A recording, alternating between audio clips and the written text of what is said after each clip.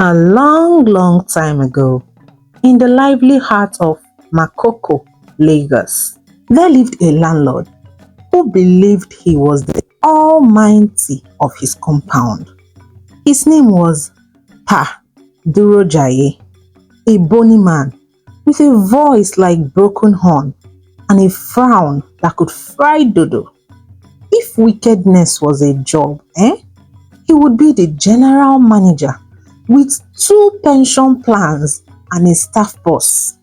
The man was so mean, even his shadow avoided him at night. He was 60 something years by government age, but 70 something by face. He was tall and very dry, with a mustache that looked like where two commas were arguing. He always wore one white colored shirt that had seen many things.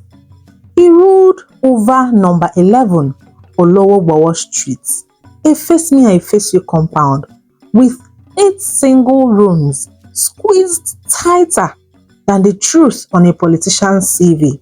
The corridor was narrow, always wet and smelling like kerosene, detergent, and leftover fish stew.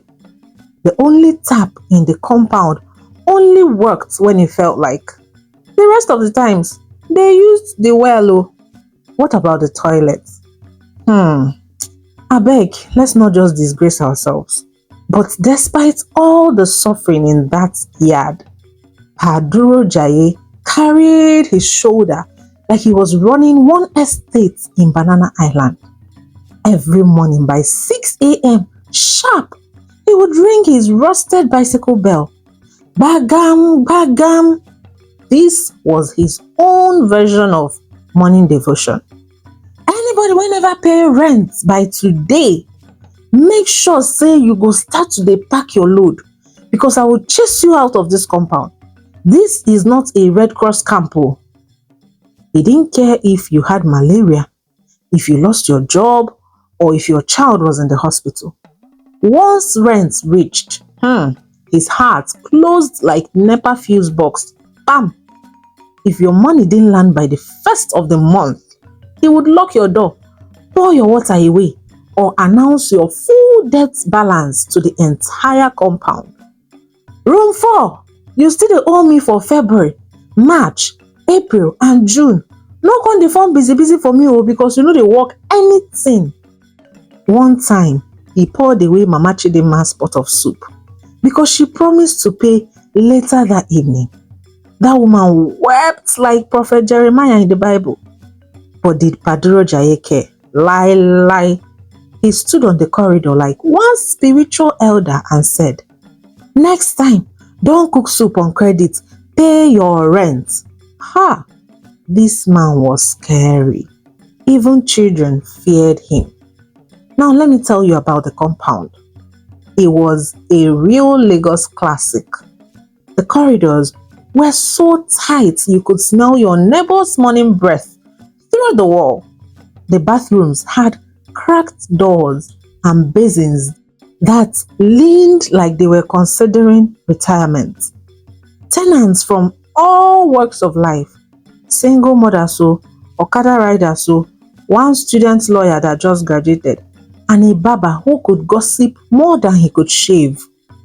But they all had one thing in common. They feared the landlord. Until one ordinary Saturday morning, when the fear cracked. It started with Auntie Ronke, a sharp, outspoken tailor with hips like stubborn arguments. She came out in shorts that hugged her waist with pride and was washing clothes in the corridor, minding her business, when Paduro Jaye stepped out. He looked at her from head to toe, then from toe to head again, and shook his head like he was watching sin live on DSTV. "You, this woman, is this how you dress in your father's house? Or are we running a brothel in this compound? My friend, go and change this nakedness before I deal with you." Hey. Auntie Ronke dropped her soup, stood tall and said, "Uncle Duro, if my shots are offending you, face your front. Or better still, close your eyes.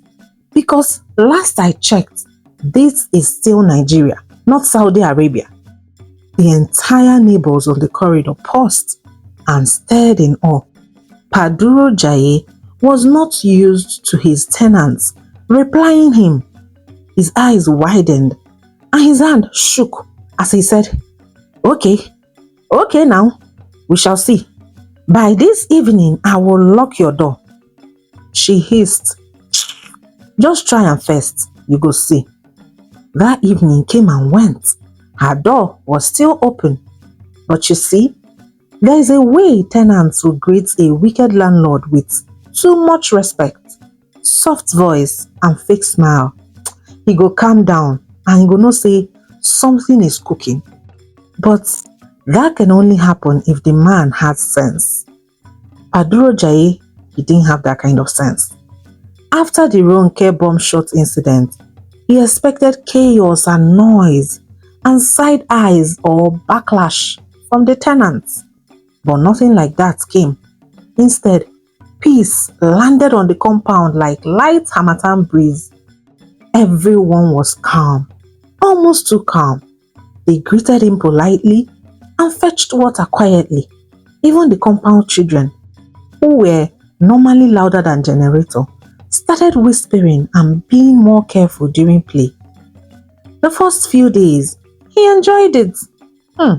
He even told one of his friends at the mechanic shed, my tenants have finally understood who owns the land.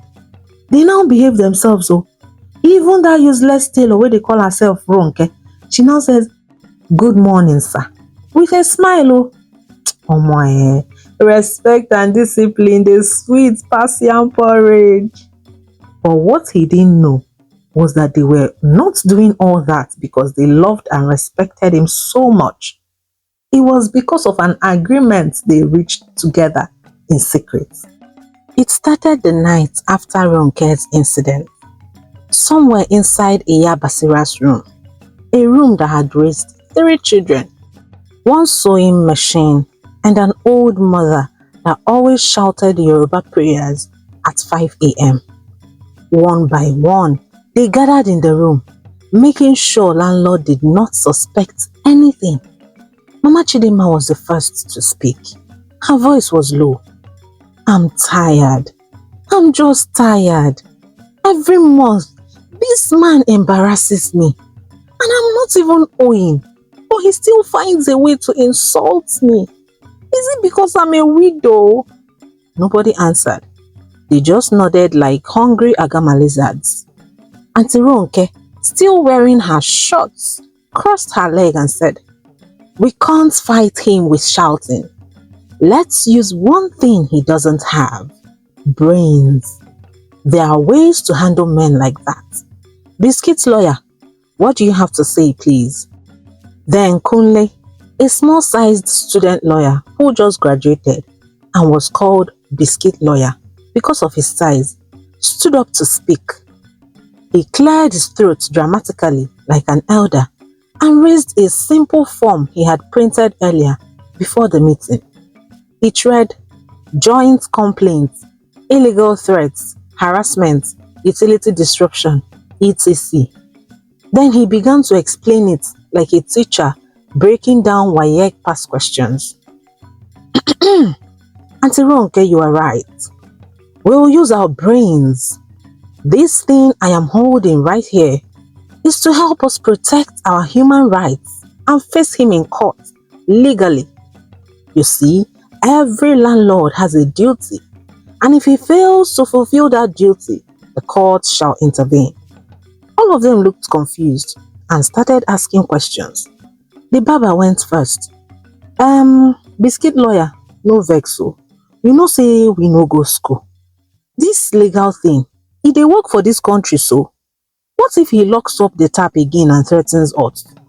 Document it, the lawyer said. What if he tries to evict us? Lagos tenancy laws protects you. Even he, the landlord, knows. Another tenant, Mama Kudi, coughed and whispered, But will it work? The boy smiled and said, 100%. Let me explain this thing very well to you guys. In Lagos, a landlord has no right to just lock your door and cut your lights because you haven't paid rent. That one is illegal. Even if you are owing, he must take you to court first. Do you understand? Landlord no fit just wake up one day, lock your door or cut your lights because of rent. That one na illegal eviction. And the law dey protect tenants from that kind thing. Shey una get? And if his house is bad, leaking roof, no water, or he keeps threatening people, we can report him and still pay our rent, but not to him directly. The court will hold the money until he fixes the problem. He raised the paper in his hand gently and continued, "We are fighting back with sense. This time around, we will deal with him from upstairs, not with shouting back in the corridor." Two people know they mad at the same time. Wow! All of them clapped for the lawyer's smart idea. And hope returned in their hearts. So they made a plan to document everything happening in that compound, and also not to exchange words with the landlord. They have to be in their best behavior, pay their rents on time, using only transfers and saving the receipts. Greet the landlord formally like an elder, and then record any harassment he brings to the table. And just like that, silence returned to the compound and the tenants changed their ways. Now, they didn't engage with his nonsense. They simply watched him with full recording energy. From the outside, everything looked normal in the compound. Children still ran around with plastic spoons. Mama Chidinma still shouted her daughter's name 50 times before 8 a.m. Sheyi the Baba still carried himself everywhere looking for gossip. And Paduro Jaye still rang his nonsense bell like he was chief landlord of heaven. But this time, something had changed. The morning after their secret meeting, Biscuit's lawyer, aka Kunle, but nobody ever called him that anyway, began to move like a chess master, quiet, sharp, and 2 steps ahead. He helped each tenant draft a short rent narration from their transfers. Room 5, May rent, paid. Room 2, June rent, paid. They all started paying rent by bank transfers only. No more cash, no more envelope, no more uncle abeg give me change. Even those who used to drop cash on the windowsill now said, "I will transfer it to you, sir. No worry," and smiled like angels. Paduro Jaye, being a proud man who liked respect more than food, didn't notice that anything was happening. He thought they were finally giving him his flowers. If only he knew that they were digging his legal grave with every "good morning, sir." Now, this is the part where things started feeling off. At first, he thought it was blood pressure. Then, he blamed witches and wizards. But deep down, Paduro Jaye was getting very paranoid. The compound was too peaceful, and this was very unlikely. It was too neat, too polite, and too controlled. He started noticing strange things. Sheyi the Baba no longer greeted him from a distance. He now came close to do that. The children no longer played near his window. In fact, they stopped running entirely when he came out. Mama Kudi, who used to complain loudly about everything from borehole to the hardship of the country, now only whispered and smiled too often. No more noise. Even Iya Basira and Auntie Ronke now added "sir" at the end of every sentence. Sure, that one nearly gave him heart attack.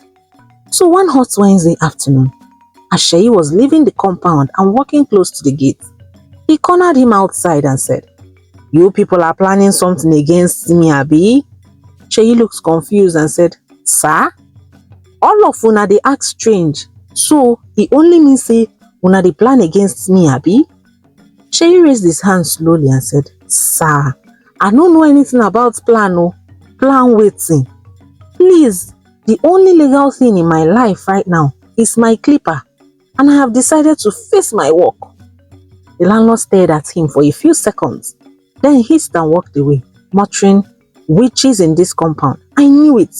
No one day I will catch all of you."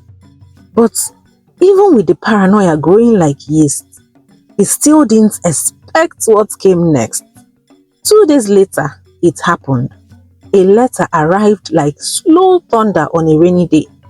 He was eating fried yam in front of his room, shirtless, wrapper tied across his waist like one retired masquerade, when a quiet knock landed on the gate. "Bam, bam. Who be that?" he shouted with his mouth full. "Good afternoon, sir," said a young man in neat trousers and tucked-in shirt. He held a brown envelope in one hand and a pen in the other. "I have a delivery for Mr. Durojaye Timothy Adebayo." The landlord wiped his mouth with his wrapper, adjusted his voice and said, "Nami, who sent them?" It's from the Citizens Mediation Center. Please sign here, sir." That sentence scattered his kneecap ASAP. "From where?" he asked, his voice suddenly getting dry. The man pointed at the form and said, "CMC, sir. Tenants and Landlord Department. You have been invited for a formal mediation. Here is your copy." He handed him the envelope, clicked his pen, and waited for him to sign and show that he had received the package. Shakily, he signed, and the man took a quick photo of it as an evidence and left him with it. Just like that, Paduro Jaye stood there, bare-chested, and his head spinning like a wheelbarrow. The yam in his mouth had stopped tasting like yam. He now felt like stone. He opened the envelope slowly, with his hands trembling like a faulty NEPA bulb. "Notice of mediation. You are hereby invited to appear for mediation concerning a formal complaint filed by the tenants of number 11 Olowobowo Street." Away. He didn't read the rest. He didn't bother to again. He simply sat down slowly on the stool outside his door, staring at the letter like it was a sack letter from God himself. The corridor was empty, and he was the only one sitting there, in silence. And somehow, the silence was too loud. Oh! He then looked down slightly onto the compound and saw that the children were jumping rope again. He saw Mama Chidema sorting her beans and Sheyi pretending to clean his slippers. All of them looked calm and collected and unbothered. Bam! It clicked. That was when he saw it. The way they all moved in quiet rhythm. The way they avoided looking at him. The way the smiles weren't warm and felt like they were all rehearsed. It hit him hard. Oluwamio, these people have carried me to court behind my back. Yeah. His mouth gently dropped open and his hands rested on his head in worry. That night, Paduro Jaye did not sleep well at all. How could he? A man who used to chase people out of his compound with his shoulder pad like orthopedic foam, now sat on his stool holding a government envelope like bomb. He opened it again and read it 3 times. Mediation date, Tuesday. Venue, Citizens Mediation Center, Ikeja, Lagos. Time, 10 a.m. prompt. Complaint is harassment, threats, poor maintenance, unlawful disconnection. Then the complainants are tenants of number 11 Olowobowo Street. He hissed so many times that even mosquitoes avoided his room that day. This one pay now. This wasn't ordinary police matter that you can manage to settle. This was paperwork. And if you know Lagos, you know once government enters your name inside file, your own don't be. Paduro Jaye, still in classic landlord fashion, stood up the next morning and pretended like nothing happened. He rang his bell at 6:04 a.m. as usual. Bagam, bagam. If you are owing me rent, don't wait for me to speak in tongues. Pay up now. But nobody flinched. Mama Chidinma came out to hang her clothes. Sheyi swept the corridor. Even Mama Kudi carried her smelly fish and passed the landlord, heading to fetch water and wash it. She was humming dramatically to one sound only known to her and her village people. Nobody answered him. This silence pressed his ego like hot akara inside agege bread. He pained him even more. He hissed loudly and went back inside. Stupid people. They think paper can move me. Nothing can move me. Now my land be this. But the truth is, that paper had already moved him. In fact, it never stopped moving him since he received it. Emotionally, physically, spiritually, the man had not even eaten well since the envelope landed. On the morning of the mediation, he dressed sharp, clean white shirt, black trousers, with one shoe that he hadn't worn since his son's graduation in 2016. He even applied lotion and used his roll-on adequately. If I'm going to court, I must look like I own the property now. Abi, he told himself. He got to the mediation center early and sat stiff like one retired inspector. He then crossed his legs with pride. He was ready to defend himself. After all, he was the landlord, the owner, the elder. These tenants were just squatters in his building. Until they walked in one by one. Mama Chidinma, Sheyi, Auntie Ronke, Mama Kudi, even Biscuit Lawyer, wearing shirt and tie that didn't match, but still looked like one small upcoming son. And the part that shocked him the most was that they greeted the officer in charge like they were old friends. Good morning, sir. Thank you for your time. Sorry we are a bit late, sir. Yes, sir. So hope you saw our updated complaints and the photos that was included. Photos, ke? Which photos again? Baduro Jaye muttered to himself, looking very confused and scared. By the time they all sat down, the staff had already opened a neat file labeled Case Duro Jaye vs. Tenants of number 11 Olowo Bowo Compound. Inside the file was printed screenshots of insults he sent via their WhatsApp group, pictures of leaking pipes, cracked walls, and his padlocked water well, voice recordings titled Landlord Threatens Tenants, Fuse Disconnection Warning, and one innocent one where he shouted, "This compound is not a democracy." The mediation officer, a calm middle-aged man in shirt sleeves, adjusted his glasses and said, "Mr. Duro Jaye, please respond to the allegations."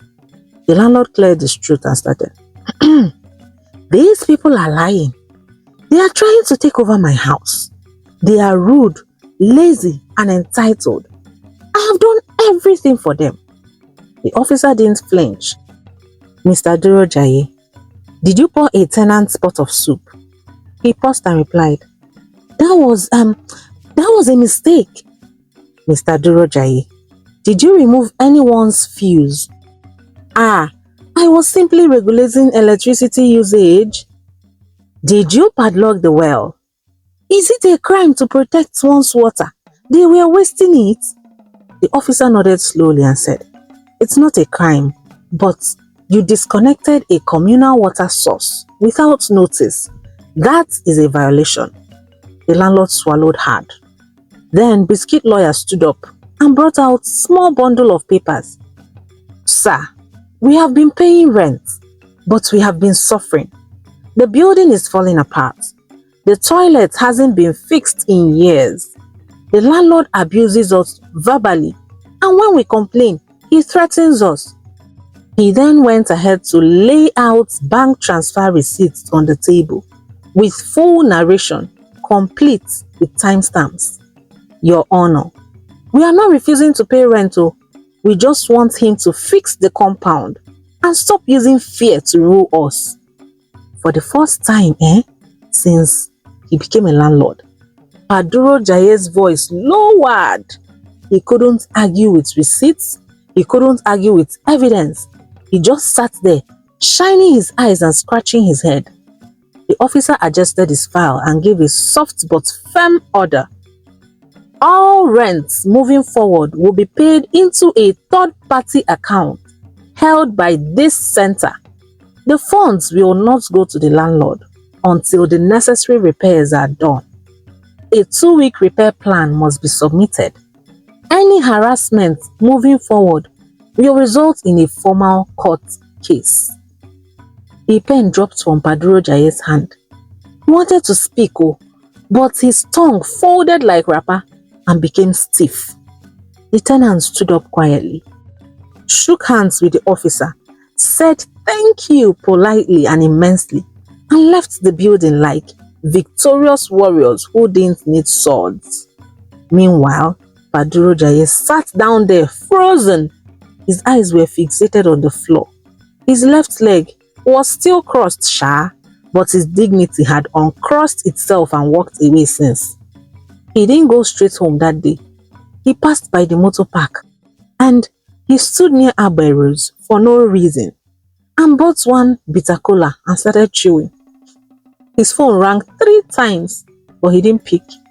He just kept whispering to himself, my own tenants, my own house. They dragged me in the mud. Egba me. But the drama wasn't over yet, because the next day, a notice was pasted on the compound gate with bold, big letters. Notice of interim property management. This compound is under supervised repair. All complaints should be forwarded to the designated manager. Repairs begin next week. Tenants gathered, whispering and laughing. Even Mama Kudi brought out malt and offered biscuit lawyer 1 bottle in appreciation. In that moment, respect changed address, and for the first time in the history of number 11, Olohobowo, tenants slept peacefully, knowing that the lion of the compound had been finally declared. By the second week, the compound was no longer number 11, Olohobowo.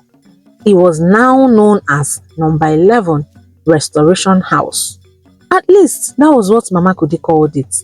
After her ceiling stopped leaking, repairs had started. Real repairs, not the "I will look into it" lies Paduro Jaye used to serve them like fufu. The soakaway was pumped and sealed. The broken bathroom door was replaced. The tap began to rush. And as for the landlord, he was still in the compound, but now he lived like a tenant. No more bell, no more shouting, and no more threats. And for the first time ever, he had to knock before entering anyone's space. "Excuse me, please. Can I check something? Sorry to disturb you, ma." The same man who once threatened to lock doors was now walking around with apology voice and humility. Nobody mocked him, but nobody pitied him either. He just entered tenant quiet mode. So one Tuesday morning, while supervising the plumber fixing the corridor pipe, he stood under the sun, sweating like a Christmas he-goat. He looked at Biscuit Lawyer, who was now acting like unofficial compound chairman, and said softly, "All this time, I thought I was doing the right thing." Kunle looked up, wiped his eyebrow and replied gently, "Sir, doing right is not the same as doing what you like." The landlord sighed and said, "I just wanted order."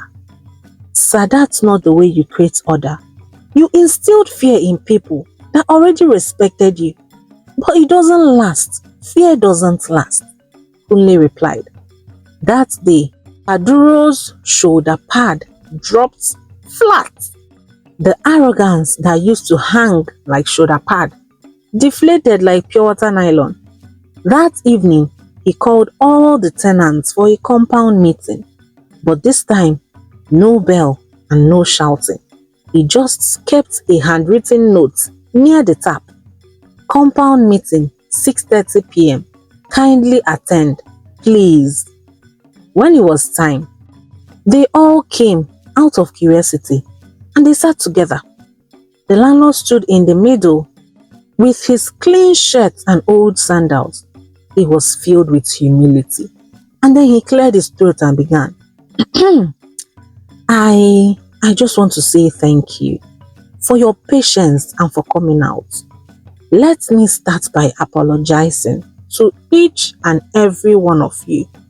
I am truly, truly sorry for the way I've spoken to you, for the water I poured, the fuels I removed, the names I called, in fact, for everything. I thought I was managing a house, but I forgot I was managing people too. And those people deserve maximum respect.